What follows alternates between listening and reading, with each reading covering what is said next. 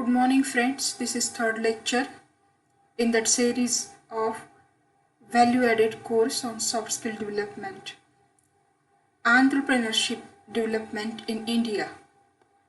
So this lecture is devoted to that development of entrepreneurship, which is the urgent requirement in India. Entrepreneurship in Indian scenario. We know that India is liberal, democratic, multilingual, multicultural, and secular country with different ideas and ideologies. India has had a highly developed national market, but Indians failed to increase middle class with required rapidity, speed. So India needs some policies to be implemented. Why does India not acquire the height of development in the economic sector in the same way as China and other countries? What are the reforms which are needed to be done in Indian democracy is the point of discussion.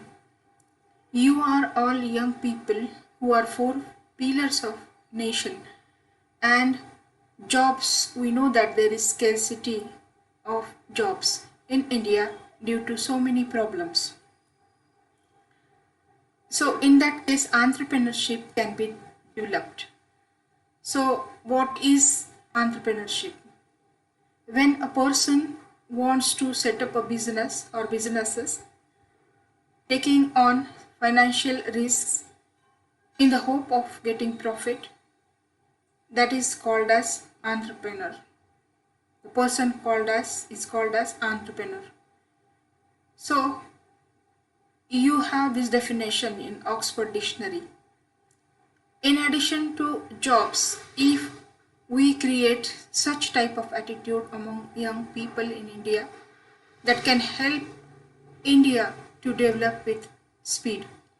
So entrepreneurship is the ability and readiness to develop and organize and run a business enterprise along with any of its uncertainties in order to make a profit. Means here risk taking, facing challenging situations, persistence, all these things are needed. The most prominent example of entrepreneurship is the starting of new businesses. So this is how now it is clear to you what is entrepreneurship. We are going to discuss that Indian scenario, present scenario regarding this entrepreneurship. Though India ranks among the top 5 countries in size of scientific talent, Indian companies are still not progressing even after more than 20 years of reforms and liberalization. We know that. Entrepreneurship is not a profession or a position that is handed from one generation to the next. It is point to be noted, and from one person to another. So Indian company with global presence run by entrepreneurship is not a difficult task, but it is urgent need of that global economy and India's participation in this economy. So it is big question before India how to utilize human resource available in the form of educated youngsters. Indian government can provide business management as one of the compulsory subjects at school level, college level, and that attitude of doing business can be developed among students. There are various problems in Indian society. We know that lack of business education, then poverty, then population, then unemployment. But India is still prospering in business due to certain government policies, due to that global managership we can find in India. So how to develop entrepreneurship in India, youngsters of India? It is very important for us to know about certain things which can be considered and practiced purposefully. So in this, first of all, how to manage project is important. Dozens of Indian companies during the past decades have acquired a reasonably robust strategy, but they implement very poorly. The successful firms are not the ones with the best business model, but those with execution ability. So you have examples of McKinsey conducted similar studies around the world, and its international data shows that the best performing companies in the world distinguish themselves from mediocre ones in their ability to execute. So high performance such as General Electricals, Sony and Singapore Airlines consistently implement better, and this is ultimately reflected in their market share and profitability. So poor implementation is the main reason why Indian companies are not progressing consistently, even after 20 years of liberalization. But there are some outstanding exceptions like Reliance Industry, which owes its consistent success partially its awesome project management uh, skills. So it's very important to have project management skills, and in that way, fortunately, these skills can be learned. Indian schools can develop such syllabus where business project management skills can be practically taught to students. So in America, we can find that from very early stages, students are given training for doing projects so that they can go for their own businesses.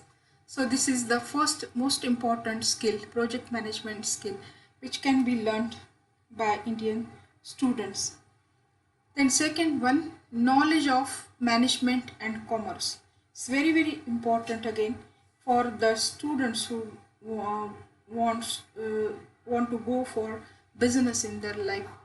So after getting this knowledge of management and commerce, they can achieve success easily so that they can have that basic background for doing any business. Not only this, but the third important thing is establishing your own global product, global brand. In that you can have such type of product which can be sold all over world, and which can be the demand of people, and which can get the appreciation of customers. So global brands can help you in that way.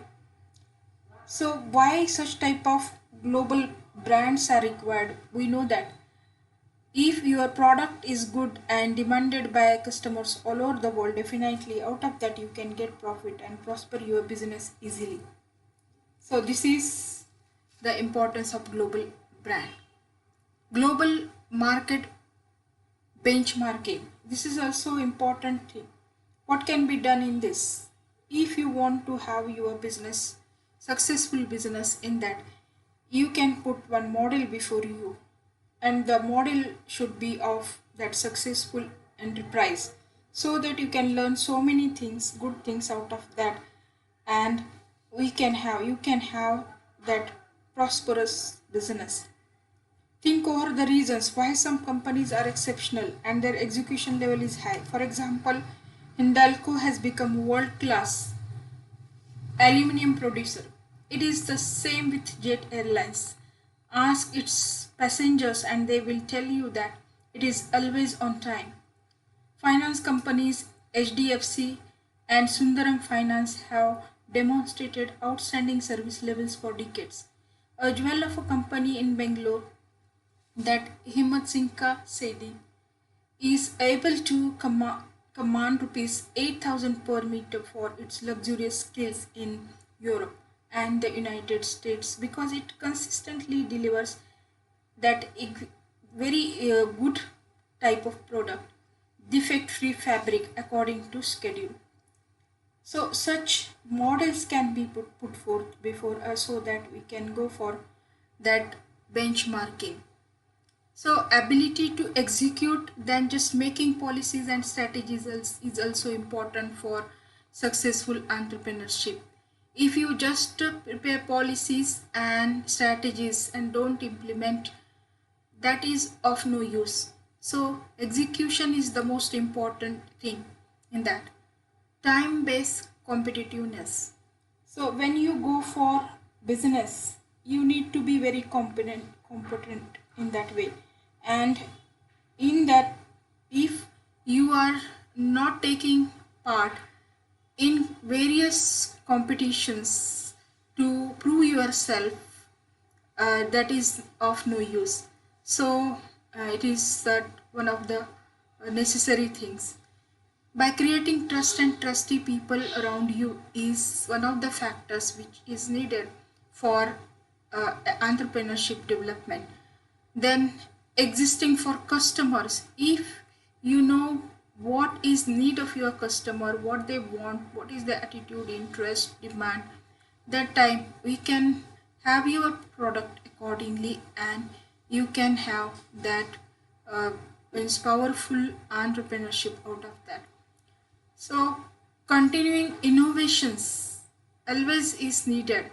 If you stop at certain point and you don't update yourself, that is of no use. So, in that case, if you do innovations and add some value to your product, that is a very necessary thing to grow as entrepreneur.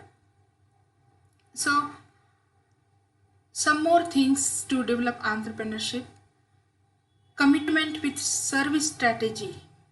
Committed entrepreneur is, you find, always successful.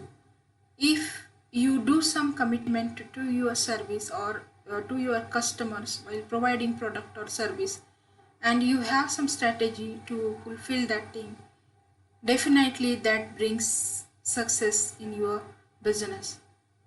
Added value and quality uniqueness strategies. When you have such type of strategies which provide added value and quality to your product, that can not stop you anyway from achieving all that is needed for you or intended by you. So with the formula for global brand to establish as a successful businessman is, of course, there one of the factors which can develop entrepreneurship in India. We are going to focus on the last but not least, attitude change management program. So how you can have such type of program at college levels. So for young people especially, you can train them for certain things, certain values in their personality, so that they can be the good entrepreneurs in future. So first of all, they should know all these values which are needed to be a successful entrepreneur. What are these values? Respect for the individuals. The starting point is one's view of human beings. If you think people are basically trustworthy, you will trust them. Make them feel trusted and they will respond accordingly. If you have such a skill to respect all individuals, then you can form a team, you can form a group for your purpose, and you can go for positive outcome out of that for your entrepreneurship. Then the delegation, second point. Delegation too has to be learned. Sometimes you can easily over delegate. You must delegate with the sense that you are a coach, that you must help the other person in his performance. When you do this, you empower your subordinates and you delegate that autonomy. This prepares the managers of tomorrow and breeds a culture where teamwork becomes a way of life. So very very important thing, that telling others to do and of course getting whatever you want to from that person is important in entrepreneurship. Share the information. Information is power. Goals and values of company should be discussed with all employees so that they can share their information, they can show their readiness, they can add something to that information, they can suggest some ideas, and they can even help you to grow for your business. So then surround yourself with better people. If you want to become good successful entrepreneur, in that you should have some people with you always who are better people.